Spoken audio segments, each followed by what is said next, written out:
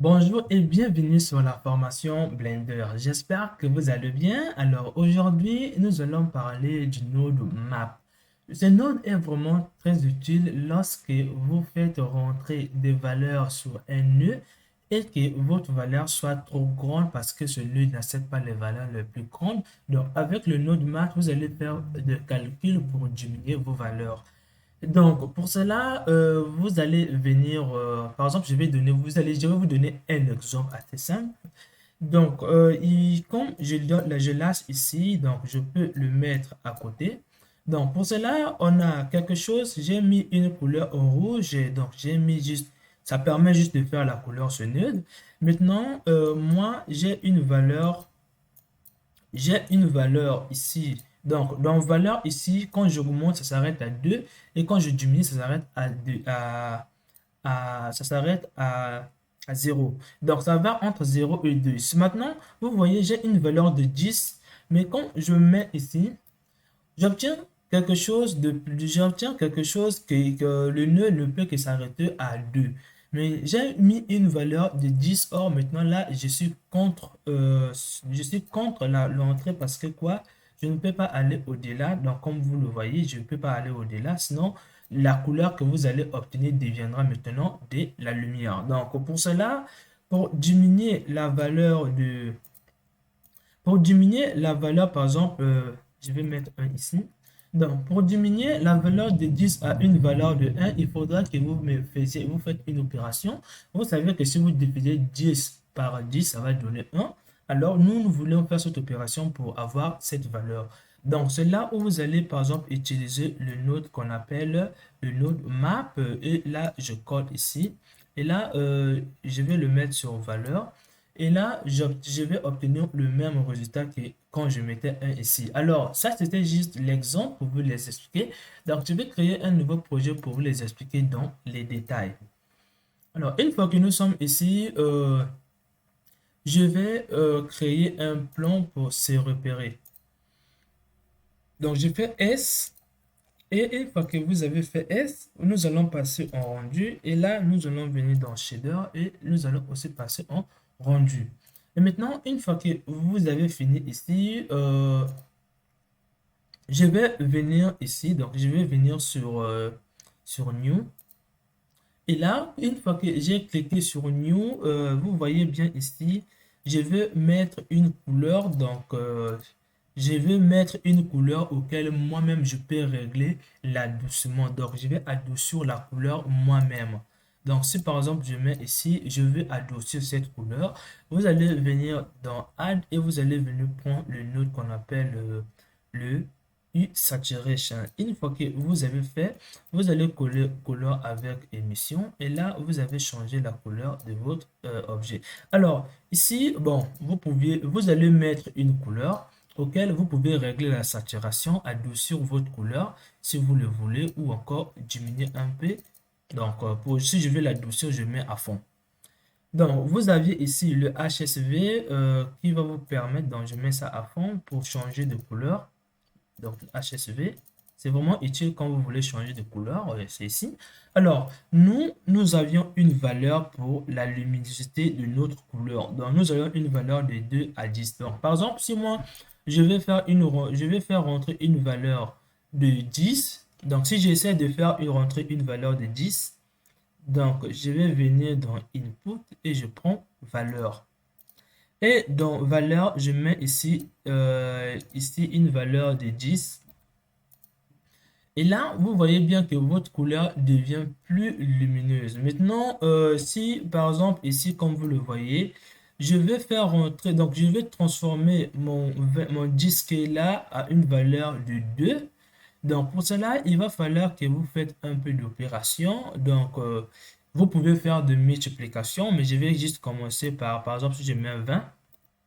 Si je mets 20, donc pour obtenir 2, il suffit de le diviser par 10. Donc, nous allons venir dans Convert et là, nous prenons math. Et dans math, ici, vous avez la première valeur que vous allez faire et la valeur qui va diviser votre valeur. Donc, ici, si je mets 5, ce sera 5 divisé par 5. Donc, si je mets 2, ça sera 2 divisé par 5. Donc là, c'est add, donc ça sera 2,9 plus 0,5. Et si je passe par soustraction, ça sera 2,9 moins 0,5. Si je passe par multiplication, ça sera ça fois ça. Si je passe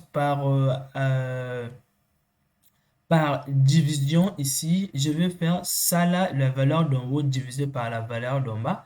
Et vous aviez aussi des carrés. Donc, si je vais faire le carré, par exemple ici, vous pouvez faire le carré de celui-là. Donc, lui-là au carré, lui-là exposant celui-là, vous pouvez faire.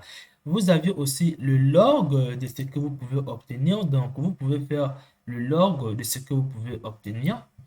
Vous aviez le logarithme, vous avez la fonction racine carrée, vous avez la fonction racine inverse de la racine carrée, et vous avez la fonction valeur absolue. Vous avez la valeur absolue ne va que vous faire rentrer entre deux valeurs, soit c'est négatif, soit c'est positif. Vous avez les valeurs exponentielles ici pour faire sortir en valeur exponentielle. Donc, vous allez faire rentrer la valeur et la sortie sera en exponentielle. Donc, c'est quand vous faites exponentielle de 2. Donc, vous aviez aussi, par exemple, la valeur absolue. Donc, la valeur absolue d'un nombre négatif est toujours positive. Donc, si vous faites ces sorties ici, vous aurez toujours une nombre positive. Vous aviez aussi ici la racine carrée. Donc, la racine carrée de quelque chose, ici, vous pouvez le faire rentrer. Là, vous avez juste les comparaisons. Alors, ici, vous aviez les minimums. Donc, pour avoir les minimums, il faudra que vous ayez quelque chose qui fait sortir plusieurs valeurs. Imaginez que si, par exemple, je prends une texture. Donc, une texture peut vous faire sortir plusieurs valeurs. Donc, si, par exemple, je prends simplement du Moscrave ici. Je ne vais pas prendre du shaker ni bon. Si je mets ici, alors le minimum, quand vous faites le minimum, ça va prendre la plus petite. Donc ici, par exemple, si je mets ici, vous allez prendre deux valeurs. Donc il faudra que vous faites rentrer deux pour savoir, pour prendre le minimum entre les deux. Donc si par exemple je prends le 2, quel est le minimum? C'est la plus petite. Donc, si vous avez plusieurs valeurs, ça va choisir le minimum, la plus petite. Vous aviez aussi le maximum pour prendre la valeur la plus grande. Vous aviez ici pour les signes, donc pour le signe, vous aviez aussi la comparaison entre deux valeurs ici, comme vous le voyez bien. Alors, moi, je ne vais pas vous expliquer tout. Vous avez aussi les fractions ici. Bon, je ne vais pas vraiment vous les expliquer. Vous pouvez prendre le cosinus de ce que vous voulez, le sinus. Ici, vous pouvez aussi prendre les arcs tangentes ou encore les hyperboliques. Ici, donc ça, c'est le sinus moins 1 que vous utilisez en maths. Donc là aussi, vous avez le modulo qui signifie la division entière. Donc le reste de la division, vous avez le modulo, vous avez le rang plus snap. Donc, j'espère que vous avez compris. J'ai tellement trop dit que peut-être vous serez fatigué. Maintenant, passons à l'utilisation parce que j'ai trop dit. Alors, je vais venir prendre ce qu'on appelle division. Donc, je vais venir ici, je prends ici, je prends la première valeur que je vais diviser et là, je vais diviser ça par, parce que puisque je vais obtenir, j'ai confondu, je vais venir dans input et je prends value. Et là, je mets 20. Alors, une fois que j'ai mis 20, je vais le diviser par 10, donc je mets juste 10 ici. Ensuite, je colle la sortie, donc la sortie, je vais le mettre sur le value et là, je vais obtenir la même chose qui était ici. Alors, si par exemple, j'avais mis 10 ici, quelle opération que vous pouvez faire pour obtenir 2 ici? Donc, pour la première des choses, il faudra diviser 10 par 10 et le multiplier par 2. Donc, j'espère que vous avez compris. Donc, diviser 10 par 10 et le multiplier par 2. Ou encore, vous devriez faire une autre opération qui sera 2 divisé par 10 multiplié encore par, je sais pas, vous pouvez faire 2.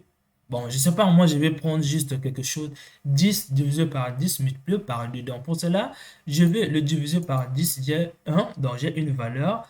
Et je vais le multiplier encore cette valeur par 2. Donc je viens ici dans add. Et toujours dans convert, je prends encore math. Et là, je prends la valeur. Ça dépend. on peut inverser la multiplication, ça va donner la même chose. Donc ici, vous pouvez mettre ici et là, je mets 2. Et je mets la sortie ici et là, j'aurai la même couleur que j'avais mis avant. Donc, j'espère que vous avez compris cette vidéo. On se retrouve dans la prochaine vidéo auquel on va convertir une image en couleur en une image en noir et blanc.